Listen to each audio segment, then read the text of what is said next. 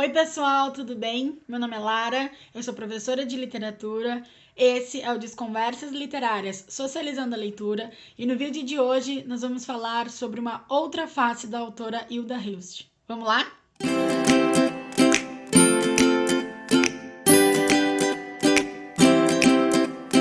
Hilda Hilst é uma autora brasileira que se destacou pela produção de teatro, prosa e poesia, escreveu por quase 50 anos e publicou mais de 40 obras.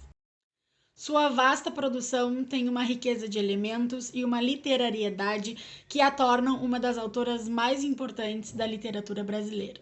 Sobre mais detalhes da vida e da obra da autora, vocês podem conferir o primeiro vídeo postado no canal essa semana, intitulado Vida e Obra de Hilda Hilst, análise de poemas do livro Presságio. Hilda Hilst por muito tempo foi conhecida, porém pouco lida, e o fato de ser pouco lida fez com que a autora deixasse as poesias mais líricas de lado para se dedicar à prosa ficcional e ao teatro, trazendo então para suas obras assuntos obscenos, polêmicos e completamente diferentes do que as pessoas estavam acostumadas a ver em sua produção.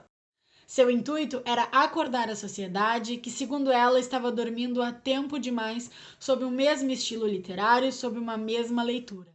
Mais uma vez, Hilda Hilst fugiu de todos os padrões estabelecidos na época para revolucionar o fazer literário, o que a torna uma mulher excepcional. A Obscena Senhora D foi lançado em 1989 e causa uma certa estranheza no leitor em um primeiro momento, por se diferenciar do fazer literário que era habitual na literatura brasileira do período e ter uma escrita que lembra um desabafo. A narração é feita pela personagem principal, que vai retomando momentos de sua vida e embaralhando discursos e vozes na sua narrativa. Isso torna o texto aparentemente confuso, pois há uma multiplicidade de discursos em primeira pessoa, que se repete ao longo de toda a trama. O livro em questão conta a história de Rilê, a Senhora D, que em um primeiro momento se isola no vão da escada de sua casa devido à morte do amante, e começa questionamentos sobre sua vida. A prosa traz explicações, memórias, pensamentos, ideias e atitudes fora do convencional, pois mistura momentos de lucidez e devaneio da protagonista, que trava debates filosóficos sobre questões existenciais, metafísicas e, sobretudo, a sua relação com Deus. O livro inicia com a explicação do apelido Senhora D, que lhe foi dado pelo marido, e diz o seguinte: Derrilição, Ehud me dizia, derrilição, pela última vez, Rilê. Derrilição quer dizer desamparo, abandono. E porque me perguntas a cada dia e não retens, daqui por diante te chamo a Senhora D. D de derrilição, ouviu? Derrilição, então, é como ela se encontra, sozinha, abandonada, desamparada, embaixo do vão da escada de sua casa, em busca de respostas para suas perguntas quase irrespondíveis, como, por exemplo, para onde vamos depois da morte? Quem é e o que é Deus? Onde está esse Deus tão amoroso que as pessoas tanto falam? E a gente vai encontrar isso ao longo de toda a trama durante o vídeo. Essas perguntas certamente todos nós já nos fizemos em algum momento, mas a gente vai perceber que com o desenrolar da trama, esses questionamentos acabam tornando Rilê uma senhora incomum, uma pessoa incomum devido ao excesso de perguntas em que ela realiza. Antes mesmo da morte de Ehud, seu marido, a Senhora D apresentava um comportamento diferente das demais pessoas, e isso fazia com que Ehud cuidasse dela e tentasse fazer o cotidiano dela um pouco mais leve. Rilê, a Senhora D, se questionava sobre tudo e todos ao seu redor, e o marido estava sempre alertando ela sobre esses questionamentos incessantes que a gente pode conferir no trecho. Vais ficar triste de teres perdido o tempo com perguntas. Pensa como serás aos 60. Eu estarei morto. Por quê? Causa mortes. Acúmulo de perguntas de sua mulher, Rilê. Ou seja, mesmo ele tentando avisá-la sobre os problemas que poderiam acontecer devido ao excesso de perguntas, a Senhora D seguia realizando mais perguntas e mais perguntas. Observaremos que isso vai levar ela ao enlouquecimento ao longo da trama. Riley é uma mulher provocativa que assusta as pessoas usando máscaras, principalmente as crianças, e fala sobre isso com a maior naturalidade e razão. Olha só. Casa da porca, assim chamam agora a minha casa. Fiquei mulher desse porco menino construtor do mundo. Abro a janela nos urros compassados, espalho roucos palavrões, giro as órbitas atrás da máscara. Não lhes falei que recorto uns ovais feitos de estopa, ajusto-os na cara e desenho sobrancelhas negras, olhos, bocas brancas abertas? Há máscaras de focinhês e espinhos amarelos, canudos de papelão, pintados pregos. Há uma máscara de ferrugem e esterco, a boca cheia de dentes. Há uma desastrada lembrança de mim mesma. Além disso, ela abre a janela completamente nua, profere insultos contra as pessoas que passam ali na rua, como um modo de mostrar que ela não está nem aí, que ela não se importa com absolutamente nada e nem com ninguém. Riley fala muitos palavrões, é completamente despudorada e acaba então representando o desconforto sentido pelos falsos moralistas dos anos 50, que é a época em que o enredo se passava. O livro A Obscena Senhora D é polêmico, é provocante, em que o tradicional e o comportado vão deixando lugar para a obscenidade, para a ironia e para os palavrões. Vamos observar no trecho a seguir. Não compreendo o olho e tento chegar perto. Também não compreendo o corpo, essa armadilha, nem a sangrenta lógica dos dias, nem os rostos que me olham nessa vila onde moro. O que é casa, conceito? O que são as pernas? O que é ir e vir? Para onde, Ehud? O que são essas senhoras velhas, os ganidos da infância, os homens curvos? O que pensam de si mesmos, os tolos, as crianças? O que é pensar? O que é nítido, sonoro? O que é som, trinado, urro, grito? O que é asa, hein? Lixo as unhas no escuro, escuto. Estou encostada à parede no vão da escada. Escuto-me a mim mesma. Há uns vivos lá dentro, além da palavra. Expressam-se, mas não compreendo. Pulsam, respiram, há um código no centro. Um grande umbigo dilata-se, tenta falar comigo. Então a Riley passa os seus dias nessa incessante aceleração de questionamentos e conversas consigo mesma, além de diálogos também com o seu pai e o seu marido, ambos já falecidos. A exemplo disso, a gente pode ler no trecho em que ela questiona Ehud como é o lugar em que ele está depois de morto. Olha só. Como é o tempo, Ehud, no buraco onde te encontras morto?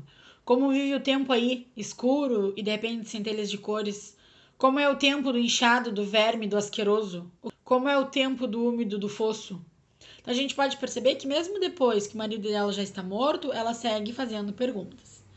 Em meio a esse intenso debate mental, a autora, isso é, a senhora D, insere alívios narrativos no texto que interrompem essa intensidade e que pode ser observado principalmente nos trechos em que aparecem os vizinhos.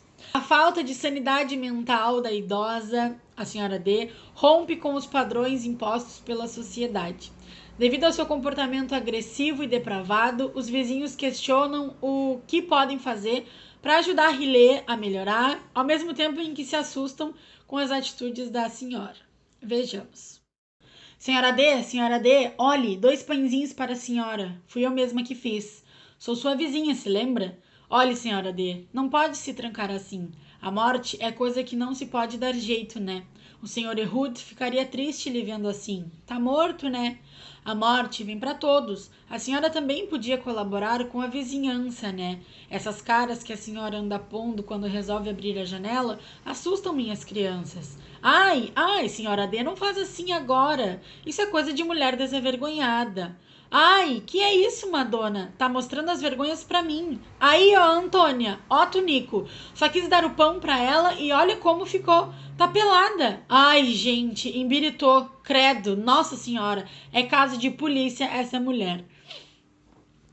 Aqui temos então no início uma preocupação da vizinha em ajudar a Riley, levando um pãozinho para ela, aconselhando ela a sair daquele luto, né, daquele lugar em que ela tá e tentar aceitar a morte de Ehud. E termina então com a vizinha apavorada com as atitudes dela, que mostra suas vergonhas, isso é, a sua genitália, depois do pedido para que ela colaborasse mais com a vizinhança.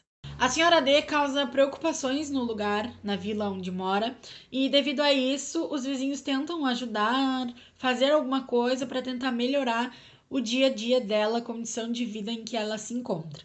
Sendo assim, eles chamaram um homem que realiza exorcismo para ir até a casa de Rilê e tentar salvá-la. Vamos observar. Venho, senhora D, a pedido da vila. A confissão, a comunhão, não quer? Meu nome é... De onde vem o mal, senhor? Mysterium iniquitatis, senhora D. Há milênios lutamos com a resposta. Coexistem bons e maus, o corpo do mal é separado do divino. Quem criou o corpo do mal? Senhora D, o mal não foi criado. Fez-se, arde como ferro em brasa e quando quer esfria. É gelo, neve. Tem muitas máscaras. Por sinal, não gostaria de se desfazer das suas e trazer a paz de volta à vizinhança? E como é o corpo do mal? De escuridão e ouro. Só tenho coisas baças, peixes pardos, frutas secas, sacos, ferrugem, esterco e meu próprio barro, a carne. Por que fecha sempre as janelas? E por que devo abri-las? E por que as abre de repente e assusta as gentes e grita? O corpo é quem grita esses vazios tristes. Por que não alimenta o corpo com bem-querança, aceitando o agrado dos outros? Porque o corpo está morto. E a alma? A alma é hóspede da terra. Procura e te olho os olhos agora e te vê cheio de perguntas. Sou um homem como outro qualquer, senhora D. Então rua, rua, fora, despacha-te homem como outro qualquer. Como de costume, então, Rilê faz muitas e muitas perguntas ao homem e ao fim acaba mandando ele ir embora. Pode-se dizer que durante toda a sua vida, Rilê possuiu diversos questionamentos sobre Deus. Por se fazer tantas perguntas, a senhora D sempre se questionava sobre esse Deus que todos falam. Lembra como caminhávamos? Te lembras de um brilho que vias numa pequena colina naquele passeio às águas? E como te esforçaste para subir a colina? E o que era afinal aquele brilho? Sim, me lembro, uma tampinha nova de garrafa, uma tampinha prateada como são todos os brilhos no cume de todas as colinas. Exageros. A terra não é uma tampinha prateada. Como será a cara dele, hein? É só luz? Uma gigantesca tampinha prateada? Não há um vínculo entre ele e nós? Não dizem que é pai? Não fez um acordo conosco? Fez, é pai, somos filhos. Não é o pai obrigado a cuidar da prole, a zelar ainda que a contragosto? É pai relapso? Nesse trecho, a personagem faz então uma crítica a um Deus tão amoroso, mas que abandona as pessoas na miséria e no sofrimento, pois é assim que Rilê se sente, abandonada por tudo e por todos. Além disso, na construção da fala da personagem, a gente consegue observar aqui pai, dele e ele, palavras que são vinculadas a Deus, estão escritas em maiúsculo, trazendo assim um destaque para esses questionamentos que são referentes a Deus, como se fossem tormentos para a senhora D. Afinal, ela questiona todas as pessoas ao seu redor, mas com Deus ela não pode fazer isso. Então, o fato dela não poder questionar Deus diretamente ocasiona uma revolta e um desassossego na personagem que critica e denuncia esse pai. Ao fim da trama, Rilê segue se questionando sobre o abandono de Deus e ela diz: por que não me tocaste, Senhor, e nem me pensaste sobre os ferimentos? Porque nem o calor da ponta dos teus dedos foi sentido por mim? Porque mergulho num grosso emaranhado de solidões e misérias e te buscando emerjo de mim mesma as mãos cheias de lodo e de poeira? Este meu roxo encarnado sem vivez reside em mim há séculos, lapidescente na superfície, mas fervilhante e rubro logo abaixo, eterno em dor com a tua esquivez. Então, sozinha, apenas rodeada de seus cachorros e da porca chamada Senhora P, em que ela intitulou esse nome e que apareceu na casa da Senhora D e ela resolveu cuidar, Rilê chega ao fim de sua vida, assim como chega ao fim da trama. Incrível, o sol de hoje e ela morrendo. À noite ela tem muita dor e é noite daqui a pouco. Na luz vê-se mais a palidez. Ela resiste até quando? Até amanhã, disseram. Estranho. Os cães ficam todos ao redor. Eles sabem sim. Os cães de Rilê sabem como todos os cães. Não, olha, até a porca vem vindo, a senhora P. É esse o nome que Rilê deu à porca. Rilê era turva, não, um susto que adquiriu compreensão. A prosa é construída como se o texto todo fosse uma conversa. Por vezes, nós temos um monólogo em que o personagem fica em um processo de falar consigo mesmo, e por vezes em um diálogo em que o interlocutor aparece. Porém, tem outros momentos que o interlocutor não está presente. Obscena, adjetivo atribuído a Rillet, indica uma manifestação da personagem que se refere a um plano social. Abarca a linguagem, os gestos, as atitudes e as expressões. Essa obscenidade ocorre quando se ultrapassa ou se ofende aquilo que é considerado pudor, não se restringindo apenas ao âmbito sexual. A busca de Rillet é obscena porque ela quer sempre mais, ela quer sempre além do que é possível questionar, sempre além do que é possível mostrar. A obscenidade do livro não se dá somente pelos diversos palavrões que Rillet profere, mas também pela sua falta de pudor em relação aos órgãos sexuais e principalmente as suas escolhas de palavras para falar abertamente sobre as suas relações sexuais com o seu marido, Ehud. A Obscena Senhora D é um livro em que nem tudo fica claro no discurso e que nem todas as questões são de fato desvendadas devido à natureza que possuem. O levantamento de indagações que a Senhora D faz geram no leitor as mesmas indagações, as mesmas perguntas, às quais não temos respostas. O livro torna-se intenso não só pelo comportamento da protagonista, mas por ser uma narrativa feita em um ritmo frenético, dando-lhe a aparência de confusão. É um livro que vale a pena ler, que causa introspecção, riso, espanto, incômodo e que de fato nos tira da nossa zona de conforto. É isso, pessoal. Chegamos ao fim da nossa semana de Hilda Hilst. Espero muito que vocês tenham gostado. Não esqueçam de curtir o vídeo, compartilhar com os amigos, se inscrever no canal se tu ainda não é inscrito e ativar as notificações, pois na próxima semana ainda tem muito mais por vir. Um beijo! E até a próxima. Tchau!